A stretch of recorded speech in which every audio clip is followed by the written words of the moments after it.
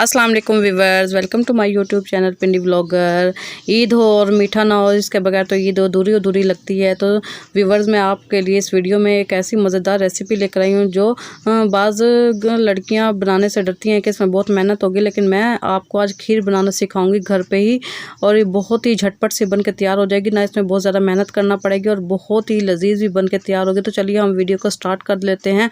सबसे पहले यहाँ पर मैंने चावल लिए हैं। चावल हमने टोटा इस्तेमाल करना है और उसके मैंने तकरीबन 3 से 4 घंटे भिगो दिया था। भिगोने के बाद मैंने यहाँ पर 2 कप चावल लिए हैं, तो आप अपनी क्वांटिटी के हिसाब से ले लीजिएगा, कम या ज़्यादा कर सकते हैं। यहाँ पर मैंने पानी उबलने के लिए रख दिया है। जब पानी में उबाल आ जाएगा अच्छी तरीके से, हम तब इसमें पानी में चावल ऐड कर देंगे ताकि हमारे चावल सॉफ्ट हो जाए, नरम हो जाए और जल्दी गल भी जाएँ। तो इसके लिए हमने यहाँ पर इसे उबलने के लिए रख देना है। हम यहाँ पर पहले हाई फ्लेम पे ही इसे उबाल आने देंगे ताकि अच्छी तरह से पक जाए, उबल जाए, और फिर हम इसको बिल्कुल धीमी आंच पे इसे रख देंगे गलने के लिए।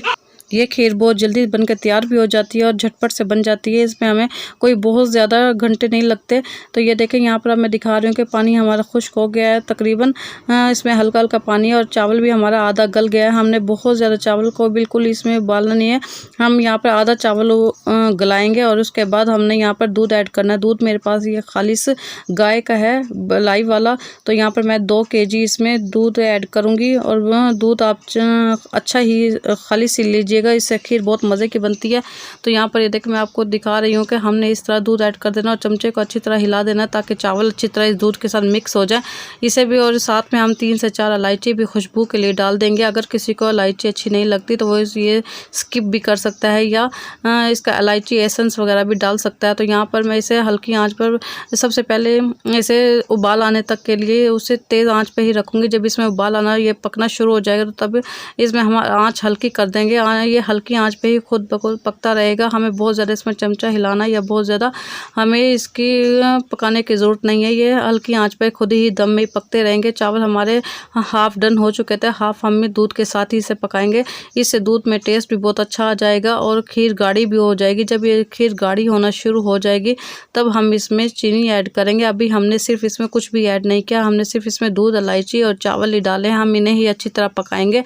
जब ये बिल्कुल अच्छी तरह गल जाएगा और गाढ़ा भी हो जाएगा तो हम इसमें चीनी को तब ऐड करेंगे। आपके पास अगर खोया वगैरह हो तो आप वो भी ऐड कर सकते हैं। मेरे पास यहाँ पर दूध की काफ़ी सारी मलाई थी, तो मैंने इसमें वो तकरीबन 2 कप के करीब मैंने इसमें मलाई ऐड की है। मलाई से भी इसका टेस्ट खोए जैसा ही आता है और ये जब हल्की आंच पे पकता है तो ये खोया ही बन जाता है। ये बहुत इससे गाढ़ी भी होती है और इसके खीर का टेस्ट भी बहुत ज़्यादा अच्छा आता है। और ये देखें, अब यहाँ पर हम इसे हल्की आंच से अच्छी तरह मिक्स कर देंगे ताकि हमारी मलाई इसमें अच्छी तरह मिक्स हो जाए, और हम थोड़ा सा चमचा भी हिला देंगे ताकि हमारी खीर नीचे ना लगे। अब मैं आपको इसमें खूब मेवाजात दिखा रही हूँ कि यहाँ पर मैंने ये बादाम लिए हैं और ये नारियल का खोपरा लिया है, और आप अपनी पसंद के मुताबिक इसमें मेवाजात डाल सकते हैं।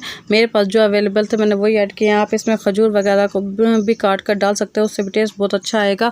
हमने यहाँ पर, अब हमारी खीर गाढ़ी होना शुरू हो गई थी तो तकरीबन हमारी पक चुकी है। तो हमने अब इसमें चीनी ऐड करनी है। चीनी भी आप अपने टेस्ट के अकॉर्डिंग ही लीजिएगा। कुछ लोगों को बहुत ज़्यादा चीनी पसंद होती है और कुछ को बहुत कम। मैं इसमें नॉर्मल चीनी रखूँगी, ना बहुत ज़्यादा ना बहुत कम।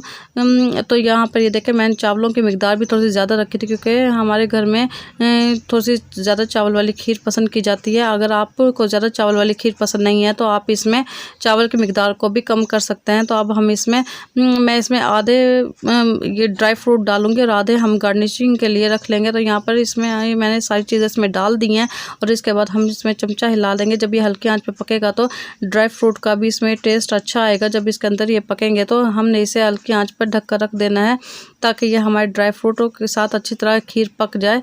ये खीर बहुत आसानी से बहुत जल्दी पक जाती है, हमें बहुत ज़्यादा कुछ मेहनत भी नहीं करना पड़ती।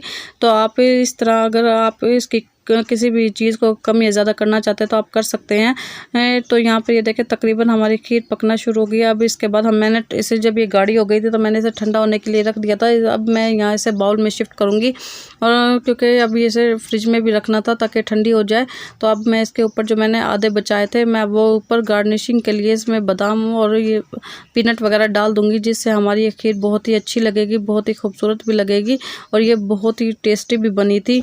सो व्यूअर्स, उम्मीद है कि आपको मेरी डिफरेंट सी छोटी सी वीडियो अच्छी लगी होगी। अगर अच्छी लगी हो तो मेरे चैनल पिंडी व्लॉगर को लाइक कर दे, शेयर कर दे, सब्सक्राइब कर दे और साथ में बेल आइकॉन को भी प्रेस किया करें ताकि आपको मेरी इसी तरह लजीज मज़ेदार वीडियोज़ आपको मिलती रहें।